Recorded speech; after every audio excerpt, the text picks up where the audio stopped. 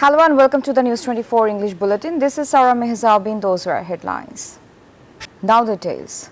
Despite the agreement on 19 basic issues of state reform, there is doubt about how many political parties will sign the July Charter. Jamaat and NCP have expressed objections to the draft of the Charter. However, NCP Jamaat want a legal basis for the July Charter. The political parties say that although there are differences on the July Charter, a solution can be found in the discussion. The new political party NCP is angry at the differences in opinions of the political parties. They are also skeptical about the future of the July Charter. However, BNP, one of the largest political parties in the country, is at a different pole. They largely agree with the draft of the July National Charter. Most of the killers of the July coup have not yet been arrested, alleged Jamaat Secretary General Professor Mia Ghulam Parwar. He made this comment at the National Seminar of Bangladesh Jamaat-e-Islami at the National Press Club on Friday. He said that the friends of the Awami fascists have infiltrated the administration, who are trying to create chaos in various ways. He demanded to ensure that they would be brought under the law and justice. At the same time, the party's Naib Amir Professor Mujibur Rahman said justice must be ensured for all the murders, starting from the Pilkhana murder to the Shapla Chottor murder.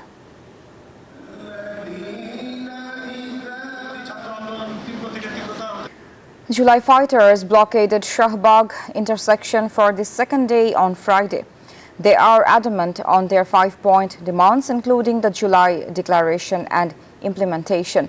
The leaders of the program started speaking on the temporary stage since this morning. They said that the movement will intensify if the demands are not met. The city residents suffered even on holidays, as barricades were put up on the main road of Shahbagh intersection during the blockade. They also demanded that the city residents not be made to suffer by blocking such important roads in the name of the movement.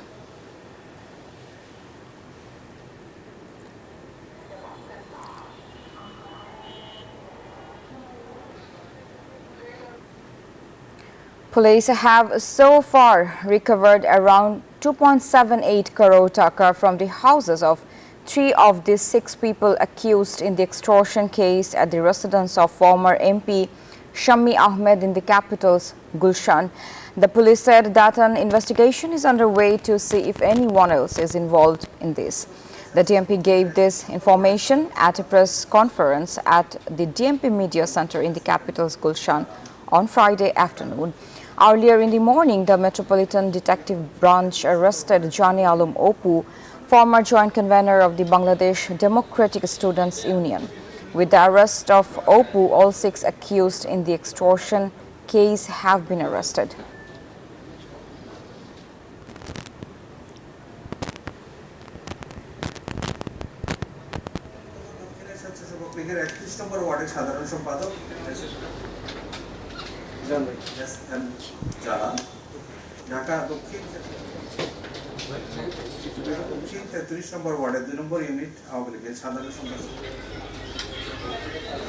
The United States has reduced the additional tariff for Bangladesh from 35% to 20%. This has brought relief to the country's export market. Businessmen see this as a major success of the government. The fear of losing competitiveness in the market has been removed. However, they are advised to focus on solving internal problems to retain the market. The Trump administration announced new duties not only for Bangladesh but also for a total of 68 countries on Thursday, where it can be seen that duties ranging from a minimum of 10% for Brazil to a maximum of 40% for Myanmar have been imposed.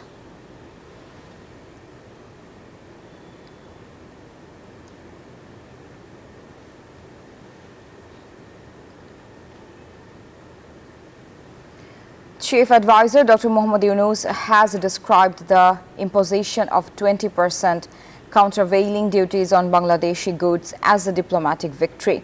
On Friday morning, the Chief Advisor's Press Secretary Shafiqul Alam shared this information on his verified Facebook in a message. The Chief Advisor said that he congratulated the Bangladesh delegation on the historic trade agreement with the United States. The 20% duty is 17 percentage points lower than the previous one, the Chief Advisor also said.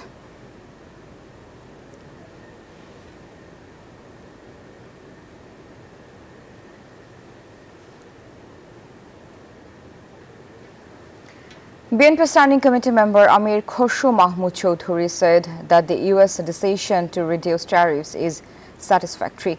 He, however, called for finding alternative markets. He said this to journalists at his Gulshan residence on Friday. He said there is no win or lose situation. We are in a satisfactory situation now. At this point, there is no possibility of our exports being hampered. The army has formed a court of inquiry against an army officer on charges of political affiliation. The army officer was arrested from his home at Uttora in the capital on July 17th and taken into military custody. A press release sent by the Inter-Services Public Relations Directorate, ISPR, said that a court of inquiry has been formed for a fair and impartial investigation into the incident, and the initial investigation has found the truth of the allegations. Based on the information and evidence received at the end of the investigation, disciplinary action will be taken against the army officer as per the prevailing laws and rules of the army. The army also said that necessary coordination is being made with the Bangladesh police and other law enforcement agencies in this regard.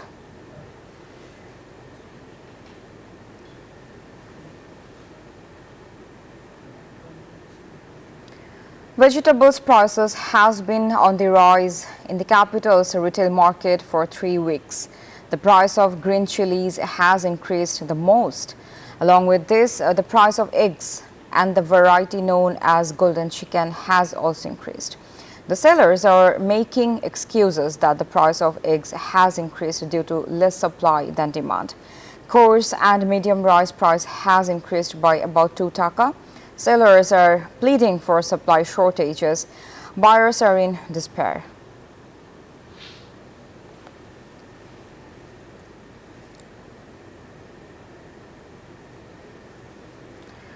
Myanmar's military on Thursday nominally transferred power to a civilian-led interim government ahead of a planned election, with the junta chief remaining in charge of the war-torn country in his other role as acting president. An announcement in a state media said a decree that granted power to the military after its 2021 coup had been cancelled, and a caretaker administration had been formed alongside a special commission to oversee the election.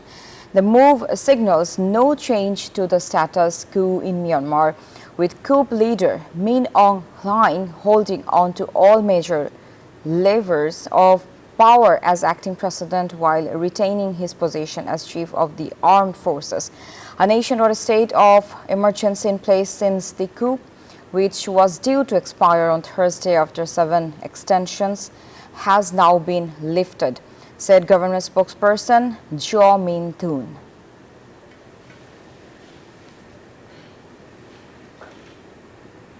That's all from the newsroom today. Thank you for watching News 24.